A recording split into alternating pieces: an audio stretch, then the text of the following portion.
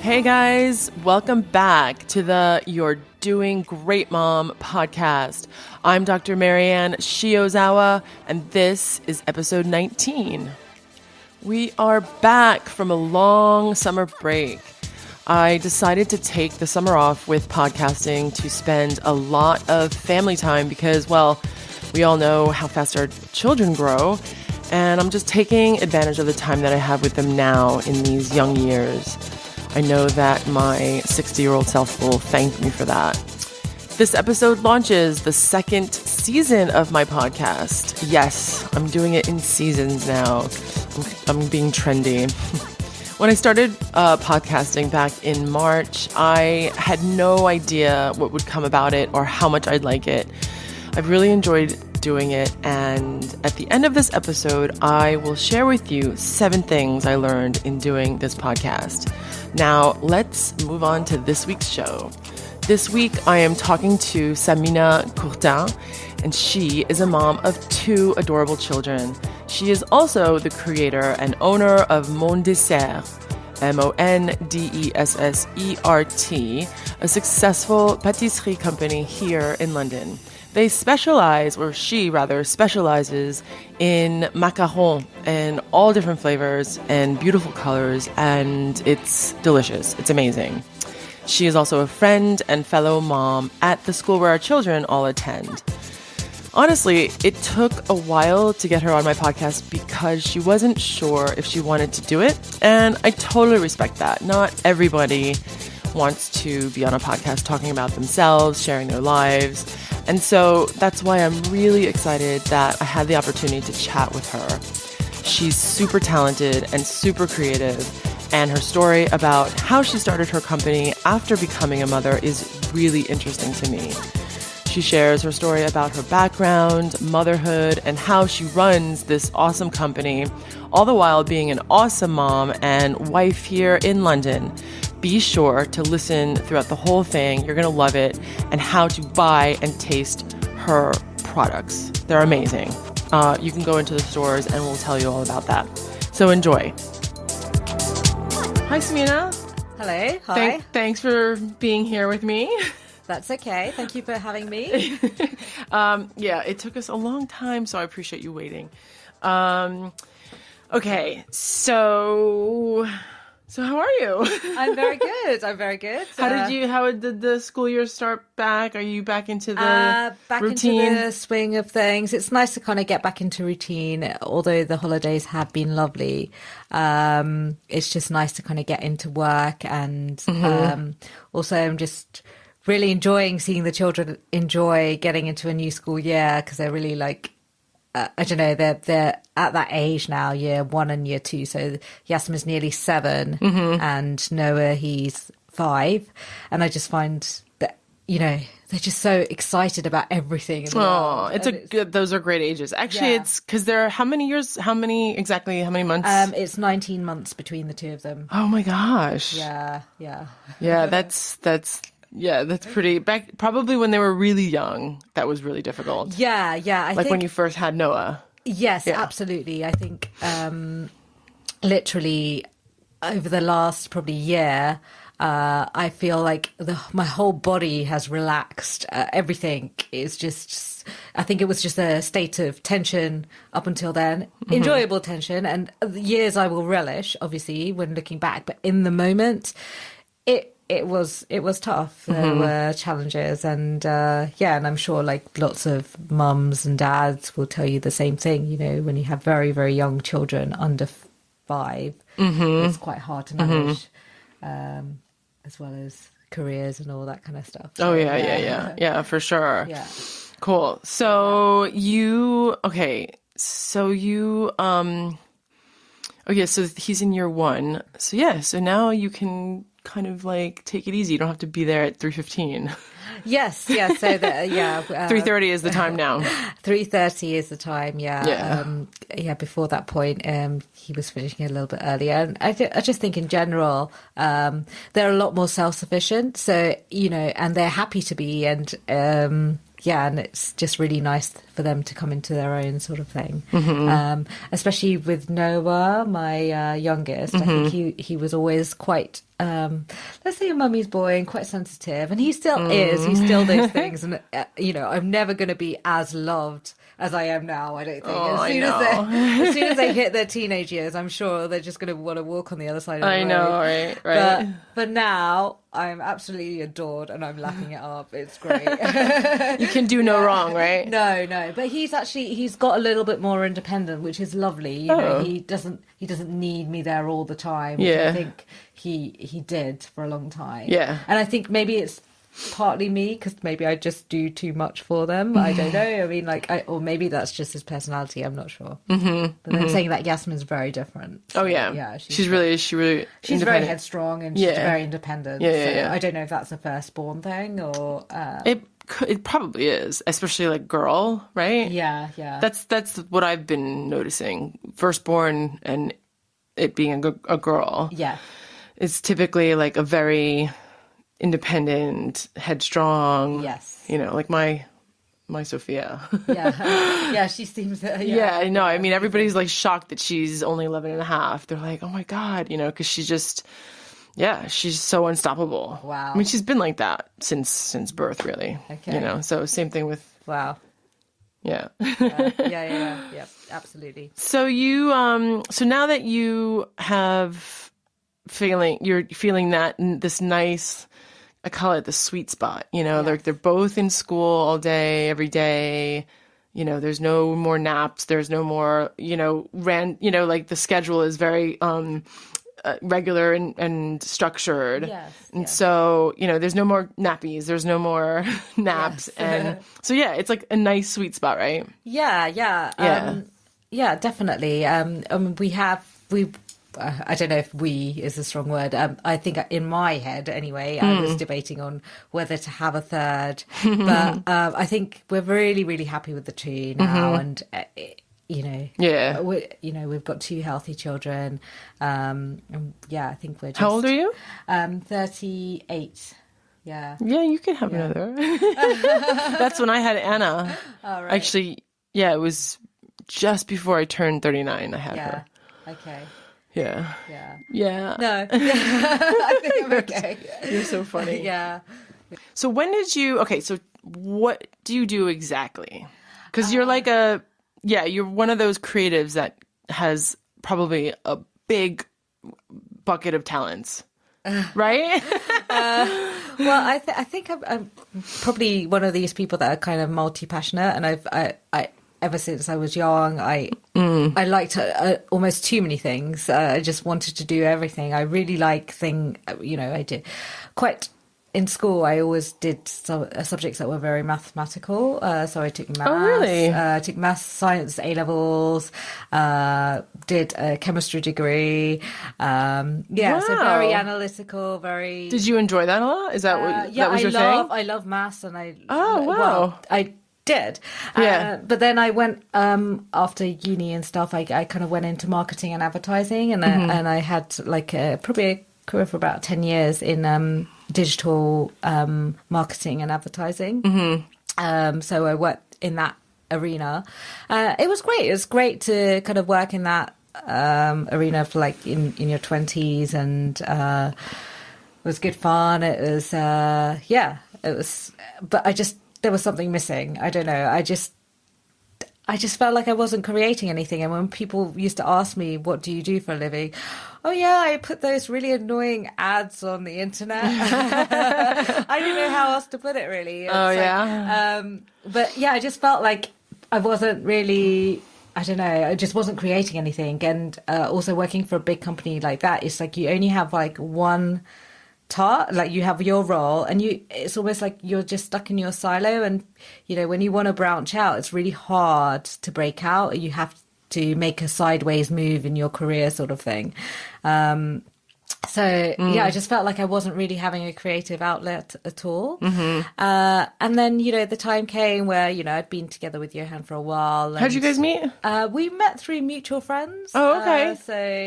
So it wasn't a work thing or anything. No. He's been here he's French, right? Yeah, he's French. So he has been here now. Oh God, I don't know how many years. Maybe about coming up to 15 to 20 years. Yeah. he was already working in London for a number of years when I met him, and I was working. So we were probably in our late 20s. So I think I was about 27 when we met. And we both kind of knew we were ready to kind of like settle, and like, you know, we just got on, and you know, it was very smooth. There was nothing like, we just knew straight away that cool. this is what's going to happen. We're going to get married, and we're, you know, going to spend the rest of our lives together. It was just that easy. And I think a lot of things in my life are kind of like that. I'm not one of these, like, I wouldn't say I'm a control freak. I've become more like that over the years, but I'm quite laissez-faire, and you know, people just used to, I'm quite laid back, let's just say. And I think being a mom has actually changed me in that respect. More as like that laissez-faire kind of. No, I'm less. Oh, you were less. Okay. I'm much more organized. I'm much more of a. I'm not a worrier at all, but I'm much more of a worrier now. And I take things a little bit more seriously, I suppose, just because I feel like, you know, things just didn't affect me before, but now, you know, like I get teary over a film, whereas I wouldn't before, just because it's just, you know, they're so precious, and you know, your life is in their hands, and all of a sudden you have a responsibility. And whereas before it was just me, and I could just be, you know, just free and carefree, and now I'm not so much. But yeah, so going back to the story, that's how we met, and we kind of got together. And then I think, you know, I reached 30, and I thought, you know, I think I just knew I wanted children. And again, I guess I'm just one of these lucky people in that way. I knew I wanted children. We tried for a child. It literally happened straight away. We had Yasmin, and then pretty soon after Yasmin, I just thought, you know, I'd quite like another one. And I think I know the day we conceived. Oh, like, wow! Yeah. Literally, I know. Yeah. Usually, I think when it's the second one around, you kind of know. Yeah. Well, we just got back from holiday. Like, my friend Makiko, she Japanese, cool. Japanese friend. Yeah. She got married to an Italian guy, and we were out in Italy for their wedding in Verona, so the place of Romeo and Juliet. And I think we had a discussion, like we had little Yasmin with us. She was 10 months old at the time. And I said, I think I'd quite like them to be close together so that they could, you know, be best friends. And I think I kind of missed that growing up, because there's a 4-year gap between me and my brother, and also he's autistic, so I felt like a lot of the time I was more a parental role rather than a kind of a sibling role. And although we were really, really close, it wasn't that kind of camaraderie, and I really wanted that for Yasmin and Noah. So that was part of my reasoning for why I'd like them close together. And also I just wanted the hard work to be over and done with, like the pregnancies. Right. To be over. Like, I just, if I'm going to do it, I want to be pregnant, like, one after the other, and get it over with. And then after that, you know, it's just raising them. Or just, you know, just, that was my attitude. It's just going to be easy. That's actually quite forthcoming. It's quite, you foresaw, you know, I mean, I guess, you know, a lot of women just kind of take it as they go, or they're not sure how they want it to be, or, and a lot of times it doesn't work out that way. I mean, you know, like, that's actually, I feel like I'm so blessed. Very, like very to get pregnant right away after. Because I think I did have the similar thought. I was like, I would like them to be 2 years apart or whatever.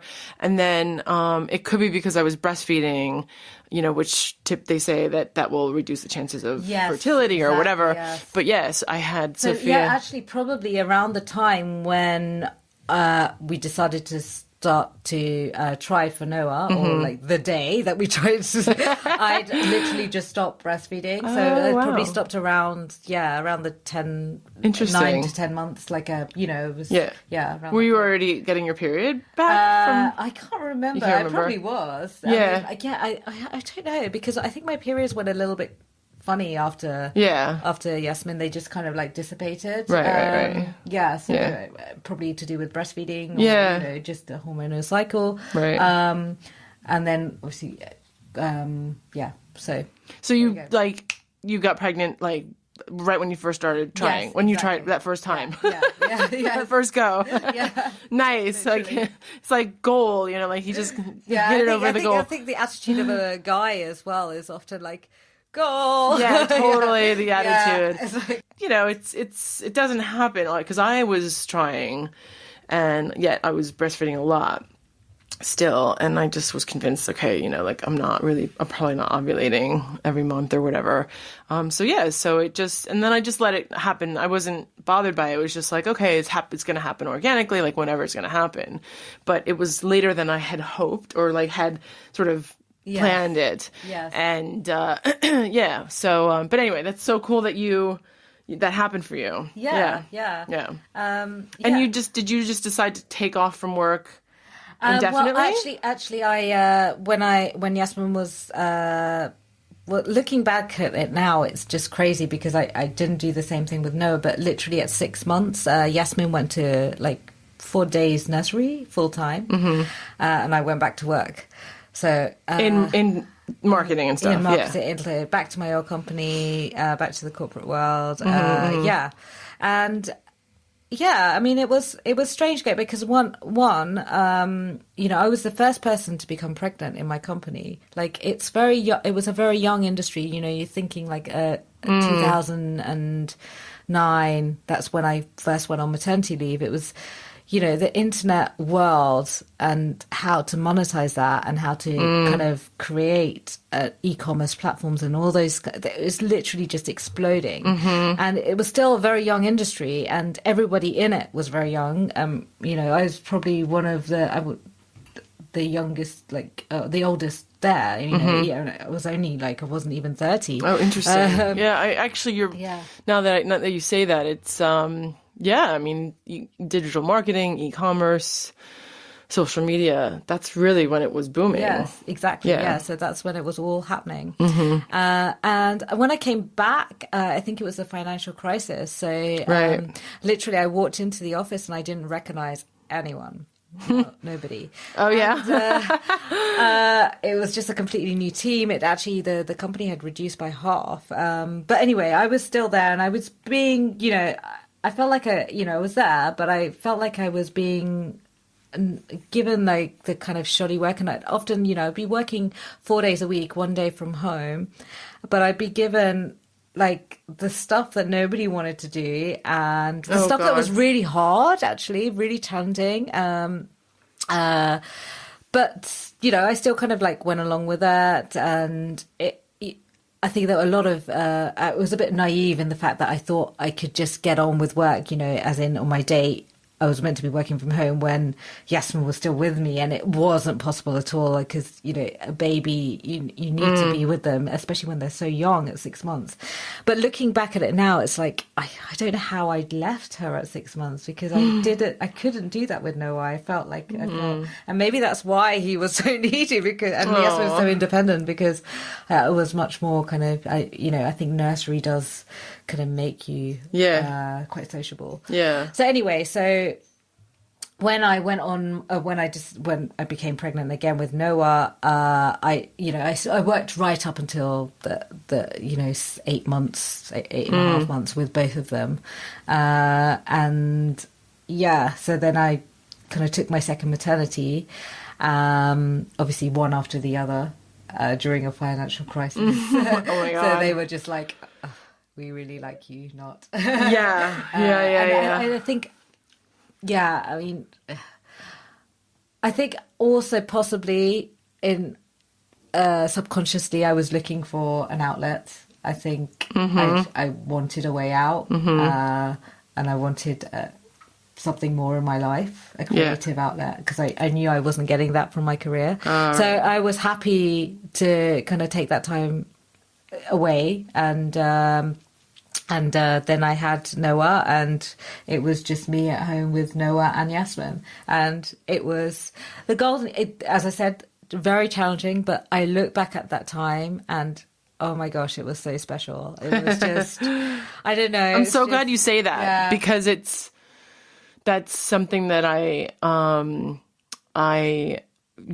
when I look back, and so here we are sitting here as mothers of older, well, 5 years old and 7 years old. It's not older, but like now that they're in school, like we're at that point where we're both in the sweet spot. Yeah.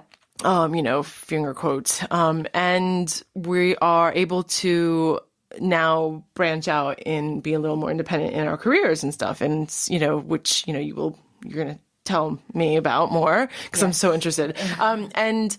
And it's just, I look at these new mothers, including my sister, and I think back, wow, like at the moment it was so crazy and it was just so challenging. And if I only knew what I know now about how really special those times really are. Yes. Do you know what I mean? It's so special. It is. It's so it's special. Just, it's precious. And it's like, when you're having one of those days when like you haven't even showered and it's like 3 p.m. and you're like, and you just basically just give up the fact that you're actually going to have a shower that day. You haven't even really had like a nice meal. Yeah. Right? Because you're like alone all day. Well, this is the thing. It was the opposite for me. I became much more kind of nurturing and into things like that. And this is where that's where it really happened for me. It's like, I really enjoyed cooking and I got really into that, became much more homely, and I started like doing little baking classes for all their friends. Oh, cool. And for them. And I've got little pictures. I was looking back at old pictures the other day when they were still like, really tiny, and we did little bake clubs in the house. Oh, that's so cool. All their playgroup friends. Yeah. And I think that's what, it kind of brought out this side of me that because you felt that inside when you were working and you didn't have that opportunity or that what's the word I'm looking for, like the environment to let that come out of you, right? Exactly. Yeah, you're just so stuck in the 9 to 5 treadmill. And also the salary is so, it's a steady income and you just get used to your habits. And then literally, you kind of go back and it's different. It's very different. So you got into baking, tell me how you got into what you're doing now. I've always loved baking. It's like one of my passions. I love eating and I have a real sweet tooth. I blame that on my dad. So I come from a kind of a Pakistani Indian background where everything is super sweet. Is it really? Yes. So we have this thing called mitai. I'm not pronouncing it properly. And it's, if you ever go to like Tooting, or Southall, you'll see like these Indian sweet shops with like rows and rows of these like multicolored sweets that are just soaked in sugar syrup. So it's super sweet. And most Europeans kind of taste them and they think, oh my God, but I loved it because I could have grown up on it. And to be honest, it's still like a guilty pleasure, but I don't allow myself too much because they are quite something, in terms of health and all of that. But yes, my dad loves his sweets and all of that. And I think, God, why not? Like, everyone's, you need to have these pleasures in life. And I think for me, that's what it is. And the baking, the creating part, I've always loved that. It's a creative outlet for me. I just love the whole process of the smell that comes out of the oven, the whole mixing, just putting something together. It's just awesome. I also love things like painting and all of that stuff, but I think especially baking because I just love to eat it. I know. I totally know what you're saying. I'm the same way. I love baking too. I love cooking. I mean, when I really put my focus 100% on the meal or what I'm cooking or what I'm baking, it's like a science too. Yeah, and I think that's the other side of it. I mean, like going back to, because I think the baking is the kind of the scientific side of, I'd say that most cooking is quite creative and quite artistic, and you need to kind of have an artistic flair for sure. But baking in particular is quite scientific. It is. Because you need to be, especially some of these. I mean, I'm not professionally trained.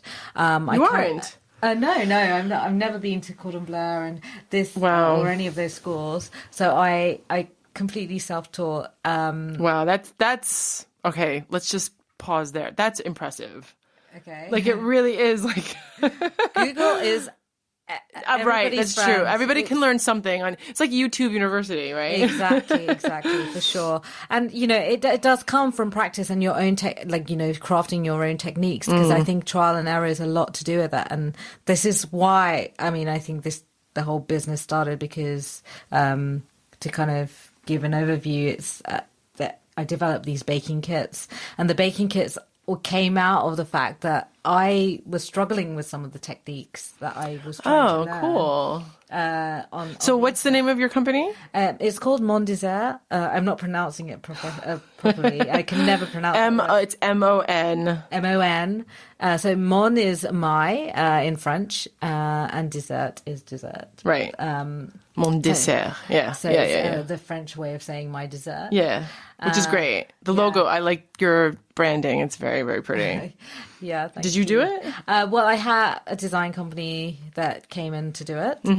So yes, obviously we did it together. Yeah. It's really nice. Really, really nice. Like it's very, it looks like, it looks expensive. It looks high class. It looks sophisticated and artistic, all wrapped in, yeah. Okay. Yeah. That's great. I know, right? That's what we wanted to achieve. Yeah, so of course. I'm glad that it's and it's doing simple. that. Like it's minimal. It's also quite minimal too. Yeah. I think it's actually the monogram, so it's like M and then the D. Yeah. So that's why it's designed that way. Yeah, I like it. So I mean, I've felt like I've learned loads. I've incorporated.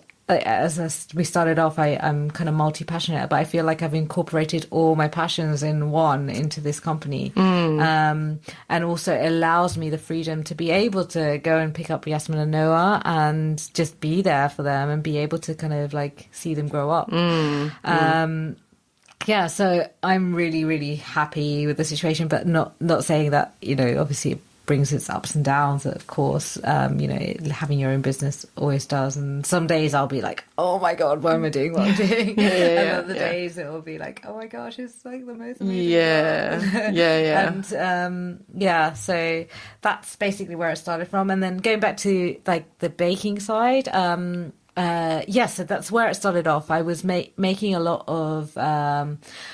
I'd be asked to do I started off doing these kind of small cookery classes for kids, and then I'd be asked to do kind of birthday cakes and sometimes weddings. Oh, really? For various people. So I just it just started off from there. So it'd just be baking, just people, getting that experience and baking for people. Yeah, exactly. So, I'd often be asked for cakes and I'm more than happy to do it. And it's totally a labor of love. And a lot of the time I'd spend way too long on cakes and trying to make them absolutely perfect and just get the packaging right and all of that stuff. But in terms of sustainability, especially with 2 children, I felt like, for me, I mean, I know a lot of people do have wedding cake businesses and cake businesses, and for me, I knew I wanted to make it something else. And so that's where I kind of developed these baking kits, and I still do the kind of fresh patisserie as well. But yeah, that's basically what the business model is. It's baking kits and kind of master classes and that sort of thing. And it's all centered around French patisserie. Because although obviously my love of sweets first stemmed from the whole Indian Pakistani sweets, but the continuation of that was a little bit more sophisticated, the French art of patisserie, and it's become a lot of people just end up calling me macaroon lady. Oh, really? Because that is your signature. Well, it's kind of happened by accident, I think. Oh, really? Yeah, I mean, I love making macaroons, and then I became quite obsessional about it because I wanted to get them so perfect, and that's often the thing I was asked to do, because I think not many people do them. Around this area, so no, not I just at all. get asked to do them so much. So I mean, ended up to buy it, you can buy them in Marks and Spencers or whatever, but I don't know where you could, unless you're going to an actual there's La Durée in London, central London, which in Paris they're known for yes, macarons, course, yeah. but honestly, I don't, before, I don't really it's know got a where lot- you get them. It's a here. lot more popular, but I think in local pockets, there's obviously in central London, La Dorée and Biome and all those places. It's always amazing, but there's nobody local, and I think that's basically the kind of niche I kind of got into. And now, what I found is obviously to make the business model is a lot more kind of e-commerce, like again taking something from my old career, so kind of got into the e-commerce side of things, where I'm actually posting out a lot of macaroons, and it's very easily. Whereas before I was doing a lot of fresh patisserie, which I love doing, like I love making those amazing cakes with creme pâtissière and all of that. Still love doing that, but in terms of like being able to make it into a business model, it was a lot of you could easily post out macaroons. This is the thing. So someone would order it from the website. Website, and I post them out. And you have different quantities or packages. Yes, exactly. Little boxes, and then it's easy to just to just ship them. So I mean, like I've just shipped the other day to Scotland. They all arrived next day. So So it's just like a next day. Yeah, it's like overnight kind of ordering your your flowers. Do you order? How long do they last again? Like 4 or 5 days? They last 4 or 5 days. So literally, it's one day that we ship them out. And then you need to put them in the fridge straight away, and they'll last for 4 or 5 days. After cool. That. Yeah, that's so put cool. them in the fridge. Yeah, so that's basically it. Yeah. And I mean, the macaron, and then the baking kits, and but yes, I mean, it all started off because I started baking with the kids, That's so in cool. the kitchen. And what is it? What is it about the macaroons that like? Why did you think, I could make, or was it just a curiosity? Like, I want to try to learn how to make those. Well, I just love the look. The look of French patisserie is just so phenomenal. Yeah. I mean, it not only tastes amazing, it just looks so pretty. They're a work of art. And I think that's why I fell in love with it. And so I just try to replicate, and I just have like all these patisserie books at home with like splodges of like, I don't know, they're not the most like glossy pages anymore because they've been so well thumbed. Like things like coming out and like bookmarks and right. But, I've just kind of scroll through those recipes and try to make my own versions. And now I have my own intern. I actually left her today. She's making macarons for me for online orders. Oh, cool. And I'm still doing a bit of baking, but like less and less because I'm doing a lot more kind of the business side of things.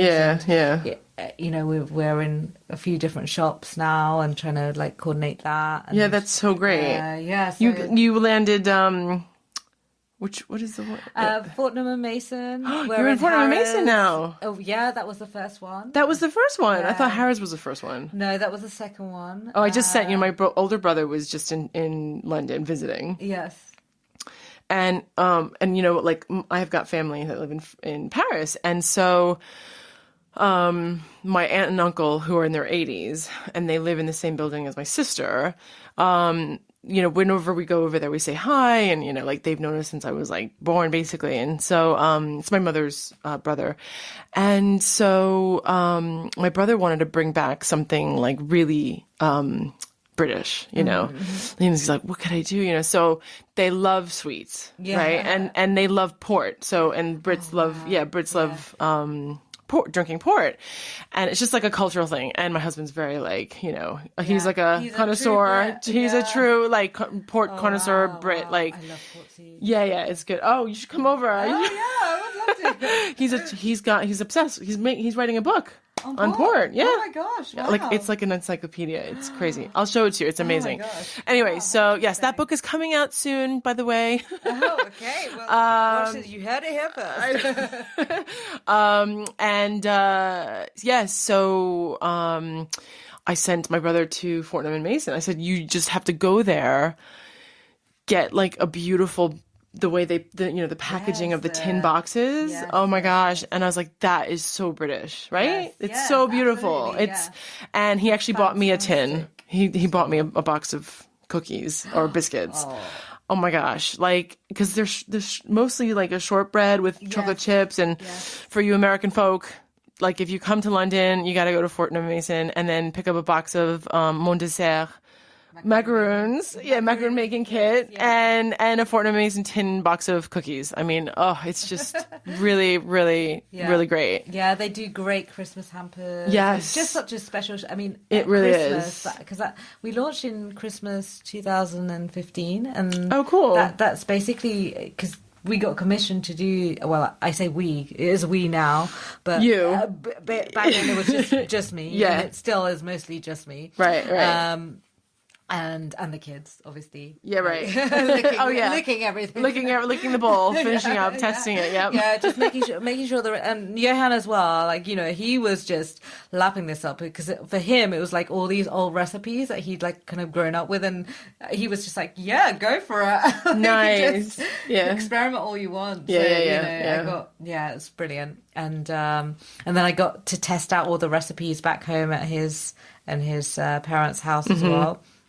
But yes, first of all, like I had the idea, so I had created a prototype of this macaroon making kit, and I went along to this networking event where there were some buyers of Fortnum and Masons, and she saw the prototype, and it was literally just a tin and some stuff in it. Really? Like, I don't know, like little plastic bags of ingredients. It really wasn't sophisticated at all. It was not at all. No branding, nothing. And I just got talking to her, and then nothing happened. And then about 6 months later, I think it was like probably just become the summer holidays, and I think I was at a play date with the kids, and kids screaming in the background. I got this random phone call. Hello, it's Fortnum and Mason's here. I was like, who? Like, no, shut up! Oh my god! I'm trying to listen to this record. Oh my god! Yeah, hello, like day in the life of a mom. Yep. Mm-hmm. And then she said, we wanted to place an order with you. Like, an order for what? Your macaroon making kits. What macaroon making kits? Like it was just literally a prototype. It was nothing. Oh my there was nothing gosh! There, right? You know, and. Yeah, that's basically where it began. Because then they said, yeah, we want to order it. And I just had to make it in like... This is 6 months later after you presented it? Yeah. Like, what was it, just sitting there? And then they go, oh, what's this? Let's see. Like, well, this is the thing. Their buying cycles are so strange. And, you know, they're all often, you know, it's a whole minefield, the whole other world, the buyers and all the retailers. I mean, Fortnum's is probably quite an okay shop to deal with. But when you get into things like John Lewis and Ocado, I see. It becomes a lot more difficult and quite hard. You know, you need to like make sure you're talking at the right. It's often the right time and the right place. It's nothing to do with you, and you have to. It's like an actor, you know, going in, and you have to know not to take it personally if that people don't get back to you. That's really great that you. I mean, you've only been doing this for a couple of years, and you're already that like wise in your. Well. No, I'm not really that wise, but I'm just learning. I'm learning as I go along. Yeah. And I think that's part of it. Is like, you know, I think I'm just one of these people. As I said at the beginning, I'm just one of these people that kind of have no fear. I don't know if that's a really good thing or a bad thing. That's really good. And I've got more fearful, and I think it's a good thing because of the children. Because it's taught me to be more responsible and be more. Because obviously I'm 100, you know, there for the children, so it's kind of taught me those skills. So I think it's great. Yeah. Yeah. That's really interesting. Yeah. That's really cool. Yeah. You know what motherhood has made me a better person. Yeah. For sure. I mean, I think it definitely does mold a woman in very specific ways, for sure, you know. But that's really cool how you explain it, because it's very clear. You say it in a very clear, very succinct way. Like, you know exactly how it's molded you, and you know, for sure. Yeah, that's so cool. Yeah, I mean, I think sometimes my mom, like, because I was always kind of like the scatty, forgetful one, and she's sometimes very like surprised at how organized. So you've got the kids' bags ready already? I'm like, you're actually on time. Yes, I'm a responsible young mom. Not so young anymore, but but I'm a responsible mom. Yeah, totally. Yeah. So cool. So I'm business owner. What did you say? And responsible mum and business owner and wife. You end up doing all these roles, don't you? Yeah, I know. It's like you've got all these hats. I mean, it's really cool. So, it's just really fascinating how you were able to, it kind of, because it grew organically. It was very much where you were just like there with your babies at home, baking, and like it would probably started out like this. I mean, I don't know, like where you were just trying to socialize and you were just inviting kids over and moms over. Yeah, exactly. And let's just bake. Yeah, because that's what kids love to bake. Like my daughter. Oh my God, they love to bake. Like when she has her friends over now, oh my gosh, they tear the kitchen apart because they're baking. I mean, even last night, Sofia baked chocolate cupcakes. Oh, amazing. I was here. Love it, don't they? They love it. They love it. And if they really love it and they enjoy it, I mean, aside from the mess that they make, like who cares about that, right? In their minds, who cares about that? But and it's cool because they actually do. This is where the scientific part comes in. They do love to experiment because they just, they'll see the ingredients and they have been memorizing some, I mean, it's generally for chocolate cake or whatever. Yeah. It's the basic ingredients, well, right? I mean, what more do you need? Chocolate and cake. It's going to be good. Her friend made one with, I can't remember what they what they altered or whatever. One of them made it with this, and then Sofia made it with something different, or she didn't. Yeah, and they wanted creative. to. I know, it was totally creative, and you could see the big difference. I think one of them they use more butter or more sugar, or and that's really what baking is all about, right? But that's how you just kind of created that. Yeah, and now I think full-on business. My next, I mean, obviously, it's all about, having your own business, it's all about funding as well and all these things. And, the next dream is to kind of put out some more types of baking kits and ones that are like, obviously, macarons are very lovely and sophisticated, and I'm very proud of that product, and it's just doing really, really well. Yeah. But there's going to be watch this space for some new types of baking kits that are a lot more kind of kid friendly as well. Oh, cool. Macarons. Kids love macarons. It's yeah. so Oh my surprising. gosh. They just absolutely. That's the thing. It's the colors, I think. It's the colors. It's the cuteness. Cuteness, and actually, for my son and younger daughter, every time we're in Paris, that's actually what they choose. Yeah. And even at Amarino, it's a gelato place. I think there's one in London, but it's all over Paris. Actually, it's an Italian. I don't know that. It's actually. Have to go there. It's really good, but they're everywhere now. They're actually kind of going everywhere, and they're not as good as some of the I don't know. They're really good. Anyway, the point is they also have macarons too, and a lot of times Anastasia will choose. She kind of battles between. Oh, should I get the macarons or should? That's how much she loves them. Yeah, yeah. That's she just obviously they see them every day, but they're just still. Yeah. It's just very sweet to know that Yasmin's really kind of she always says, my mum makes cakes. I know. She's really so nice. She's so sweet, and it's lovely. She's so proud. Yeah, I know. So proud. As I said, you're never going to be as adored as you are by your young children. Of course, of course. And actually, when you made macarons for me, which was such a long time ago, my kids just they were so excited. They were like, "Oh my God, is that for us?" So, yeah. I mean, actually, I've been thinking about I should have brought some today. But no, I'll definitely. Next time, I'll bring some. Yeah. I mean, in fact, remember Anastasia's birthday party was, yes. So did you make? I had somebody else make it. I mean, it was just, she really just loves the decor and and it was actually really, really, really lovely. The woman made a Smurf cake. Oh, amazing. So I actually bought the figurines from Amazon. Yeah.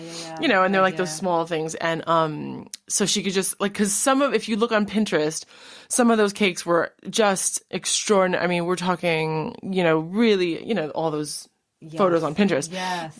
Some of them were beautiful clearly cakes. people like molding the Yes. Smurfs from the sugar. Yeah. Yeah. And I was just like, okay, no, you don't have to do that. So I'll just buy the figurines. And she just stuck them on the cake, but it still looked magnificent. Yeah, really, really yeah, nice. of course. But I was like, I should order some macaroons because she loves macaroons. But I totally forgot to. I just was doing so much that. Next time. But anyway, I mean, it's nice to kind of get those projects over there. Yeah, it's tough. I love doing that stuff, and I think that's the thing is sometimes I have to say no to that stuff. And that's good though. Yeah. Like I completely respected that. I was just like, because I understand. I mean, when people contact me to come here and and sometimes it's just like I just can't. I could really squeeze it in, but I would just go I would be so stressed. Yeah, I completely understood that. Well, I've got better at it because I think that in the past, and I think Johan's often said, like, you're doing these things because you love them, but actually it doesn't make any business sense. So right. And I think that I've just had to be a little bit more kind of but saying that I really enjoy making those cakes, so it's really tough for me to say no because I know that I'm just gonna get lost in. Yeah. Well, you made it in March. You made Max's in March, which you loved. Yes, that's true. Yeah. That was a lot of fun as well. Yeah. I had two cakes going on at the same time. Oh, you did that day, and I remember. See, that was actually and then. Yeah, again, but it was so much fun to do, and I hate saying no. I'm not very good at saying no. I know. I got better. Yeah, me too. You talked about what I was thinking about how like motherhood has changed you, and I mean I wouldn't say change, but just like I think it's just molded me. Yeah, it made you grow. Like there's a growth. Yeah, and it's always within. It's always been within you. You know what I mean? Yeah, I guess so. Yeah, and I think it's just made me a better person. I don't know how to explain it. I mean, I just feel fulfilled. Like I don't. Maybe tomorrow I'll be saying, "My God, I'm so stressed. The children, the cakes, everything, the husband," but. I do feel really fulfilled. I feel like, I don't know, it's just made me happy. Motherhood has given me a purpose. Not that I didn't have a purpose before, but I just found it difficult to sometimes find it. And now I just feel, there's nothing like, just... I love I cherish my time, it's about a balance and having, your me time, your, career time, your husband time, as well as the kids. And I think I'm a much better mother having that balance because there were points, when it was 24/7 me with the children. I think Johan was traveling quite a lot with his work as well, when they were really, really young. It does because, and you're so in it and you just don't realize that actually you're not having and your mind actually becomes a bit mush as well. Like I probably wouldn't have made very good business decisions back then, so it's probably good that it's taken this time for the business to kind of get to this level, because I think back in those days if I made a business decision it probably wouldn't have been a very good one. Because your mind is like, and I remember going back to work after Yasmin thinking, after 6 months of just breastfeeding and you know those moments when you just open the door to the postman and it's like, oh, I didn't realize my shirt was going to be open. Oh my God. You probably got the time of his life. I've done that. I think we've all done that, right? But it's good when you can just sit and laugh at it, and it's just, I mean, it's such a special time. I'm sure postmen have seen a whole bunch of I wonder, just the stories of what postmen, discover when the doors open. Yeah, sure. I mean, anyway, that's another conversation. But I was thinking, but in France, it's not that, how they say the milkman's son, it's the facteur. Oh, right. The son of the factor. The postman. You have an illegitimate, you don't know where the babies come from. You say the milkman's son. Right. Yeah, you say that in America too. Yeah. It's interesting because I think with all my friends and the women that I've spoken to on this podcast, it's kind of motherhood really, it gives you such a laser focus on what you want to do. Yeah, and you're Do you know much what I mean? more efficient with time. I think. Yeah. I don't know if this is what you found with the other ladies that you've spoken Oh, to. yeah, totally. But it's just, I mean, I actually had somebody say that to me when I went back to, me being the only mum, young, kind of like back at work. Right. And I had this guy who also had a young child, who was a work colleague, say to me, what I've noticed is that women who have children are much more effective with their time. They get stuff done. Like, in that short space of time. Oh, that's like interesting. somebody who's like in their, still in their 20s, they just like, you give them a piece of work and it takes them like 5 hours to do, whereas the mum just done it in an hour. You're just much more focused because you need to be. Yeah. Like, you don't have the luxury of that time to kind of get stuff done. You just need to get it done there and then. And you need to multitask with that as well. So it just, I mean, I don't think multitasking is generally often a good thing, but, you have to do it. You just because. And then there's a lot more direct, like, yeah. I mean, I think women who are mothers will be like, okay, like this doesn't, they'll know what doesn't work for them, and then it's like, no, okay, it's got to be done this way, and as opposed to having the luxury to just, not be as efficient in terms of making decisions, or I mean, I don't know, because I've never worked in a corporate setting, but I can imagine, it makes sense, what you're saying about that. Yeah, totally. And yeah. Well, yeah, it doesn't stop sometimes. I mean, not all places are like that, but I think probably because I was the first to actually have a child, I think I was kind of given.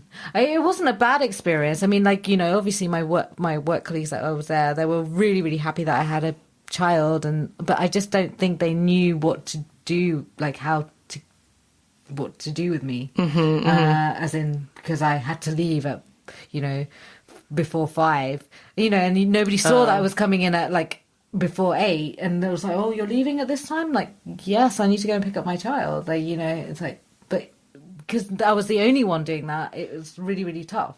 So there's a lot of corporate views on, it's like such a touchy subject. It's like the sexism. Yeah. I mean, it is very real, but anyway, that's like a completely different podcast episode. I think I feel like we've spoken about everything. Yeah, no, totally. This is what happens with my podcasting. It's like all over the place. Well, that's great. But yeah, no, I mean it is cool. But this is I could totally sit here and talk with you for like another hour or two. But we don't have the time right now. We have to go and pick up the school. Do the school run. We gotta do the school run. It's like 3:00 now. Like, yes, 2 minutes to 3. Then piano lesson, and you probably got commitments after school. It's just, but it keeps you on your toes. It does. Like, I would totally like not really like my natural way to be is just like whatever. I would not even look at the time. Like I would just run this over. Yeah. But like our kids depend on us being there. The school depends on us being there. But anyway, this was really awesome talking to you. Oh, thank you. And it was really nice talking to you. Yeah, I hope you had fun. I had a great time. Yeah. Okay, what's your website? How can people get in touch with you? Check out the website. It's just Mon Dessert, MONDESSERT.co.uk. Just check out the website. It kind of shows everything that we do. Cool. And then also available in Fortnum's, Harrods, and Fenwick as well. Nice. Launched. Oh, cool. Very cool. Yeah. That's wonderful. Just check me out. And you're on Instagram and Facebook. Instagram, Facebook, all the social media channels. Yeah. So also not on the high street actually. So yeah. Oh, you are. Yeah. So which is an online. The online kind of gift. That's a cool little shop. Yeah. Like so, that. It's very fun. Awesome. Well, great, Cool. Samina. Yeah. Nice. This talking is really to you. good. I know. Cool. Awesome. All right. We're going to wrap this up. Bye, everybody. Okay. Wasn't that fun? I love chatting with Samina. I love chatting with all the women that are on my podcast. The whole hour with Samina flew by, and luckily I put an alarm on my phone to alert us so we could finish in time to pick up our kids. Phew, that really could have seriously gone OT. So don't turn off this yet. At the beginning of this episode, I said that I'd quickly share with you what I've learned about doing this podcast. So here are the 7 top things that I've discovered. Number 1, it's fun. I really like doing it. Number 2, if you're doing it for yourself, if you're producing it yourself, it takes a lot more time to teach yourself the technicals, the hows and how-tos. So you need to be patient. And so if you aren't in this with a strong purpose, then it'll fall and dwindle behind. You have to have a strong vision for your podcast, its content, and its market. You really need to nail that down. Number 3, be open to mistakes. Lots of them. And don't get too frustrated. Number 4, it teaches you how to organize your time, schedule, and structure around work and family life. So if you really, really love doing it, if you find that you're enjoying doing the podcast, you will make time for it. I have my busy chiropractic practice and my 3 kids and husband, and every single part of it strips my energy dry. So I really have to be diligent in managing my energy and making sure it's preserved as much as possible. So I really take a lot of time for self-care. That's really important. Number 5, don't be too hard on yourself. Done is better than perfect. Number 6, don't worry about what other people think about you. And 7, have patience and go at your own pace. Okay, so those are my first 7 discoveries that I have learned in doing this podcast. And if you are interested in being on my podcast and you'd like to have a chat and have an episode, I would love to have you. Be sure to send me a message at my website, yourdoinggreatmom.com. That's YOURE, doinggreatmom.com. Mom is either MOM or MUM, doesn't matter. I would love to hear about your experience with motherhood, specifically what advice, recommendations, or suggestions would you say to your single pre-mother self or anyone about motherhood? And what do you wish someone had told you? Also, check out my Instagram and connect with me on social media there at Dr. Marianne. It's at Dr._Marianne, MARYANNE. If you liked this episode, be sure to comment and subscribe, please. I really would love that. It really helps me grow the podcast. Thanks for listening, guys. See you next week.